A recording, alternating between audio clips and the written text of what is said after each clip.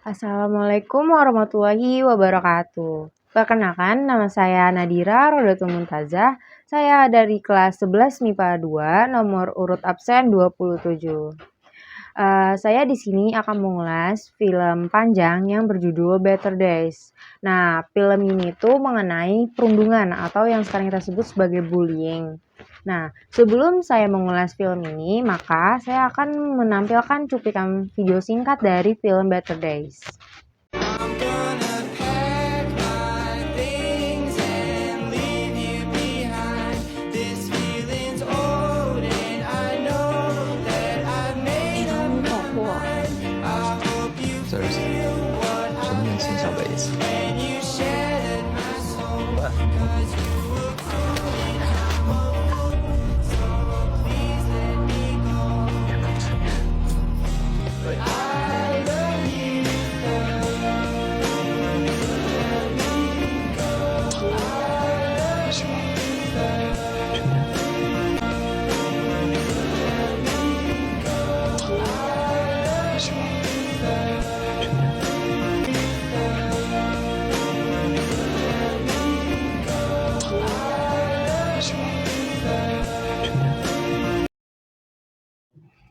Nah, berikutnya saya akan mengulas film Better Days. Yang pertama, ada identitas. Nah, video resensi yang saya pilih adalah film panjang yang berjudul Better Days.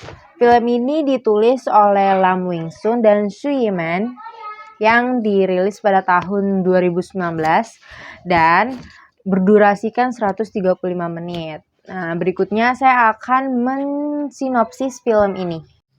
Film ini menceritakan tentang Shen-Yan, seorang yang tekun mempersiapkan diri untuk masuk ke perguruan tinggi nasional bersama dengan teman-temannya di sekolah. Nah, ia itu sangat pintar, namun ia sangat miskin. Nah, dia tinggal bersama ibunya sebagai orang tua tunggal, namun ibunya sering bepergian dan ibunya dikenal sebagai seorang penipu.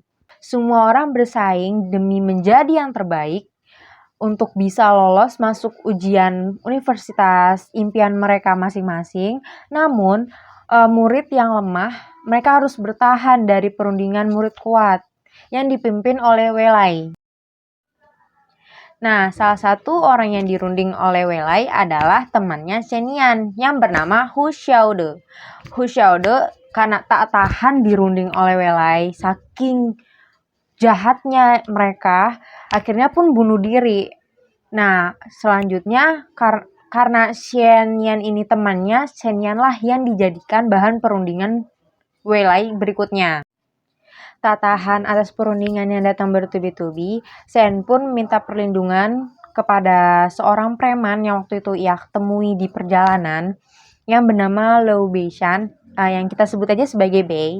Nah, Shen dan Bei pun akhirnya menjalin hubungan yang manis, di mana Shen bahkan tinggal di rumahnya Bei untuk sementara waktu. Nah, akhirnya kedua insan tersebut saling jatuh cinta. Keberadaan Bei membuat Chen merasa aman. Namun karena Bei merupakan seorang preman, ketika Bei tak ada di sisi Chen, maka Chen akan dijadikan kembali sebagai objek perundingan oleh Wei. Setelah Chen dibully habis-habisan, Wei Lai pun kena batunya dan ingin meminta maaf kepada Chen. Namun karena suatu kejadian naas, Wei Lai pun meninggal dunia. Shen-Yan yang hanya tinggal selangkah menuju impiannya dihadapkan pilihan dilema yang berurusan dengan hukum. Berarti semua kerja kerasnya Chen itu sia-sia. Karena Bei sangat menyayangi Chen, ia pun rela menggantikan posisinya di dalam penjara demi cintanya kepada Chen. Kelebihan dari film ini yaitu film ini tuh memiliki alur cerita yang maju sehingga para penonton tidak akan kebingungan ketika menontonnya. Nah, kalau kekurangannya menurut saya sih itu nggak ada karena saya nggak menemukannya. Namun apabila orang yang menonton salah menggunakan atau salah menangkap maksud dari film ini, dia akan menimbulkan para pembuli baru atau kayak semakin banyaknya para pembuli dunia ini gitu. Yang ketiga, rekomendasi.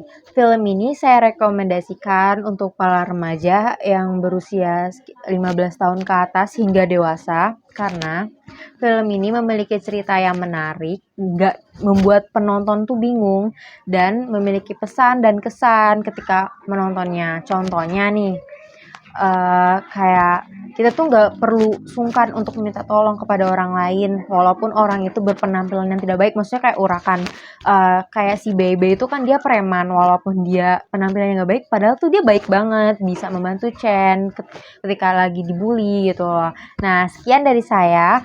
Apabila ada kesalahan mohon dimaafkan karena saya sendiri masih belajar. Wassalamualaikum warahmatullahi wabarakatuh.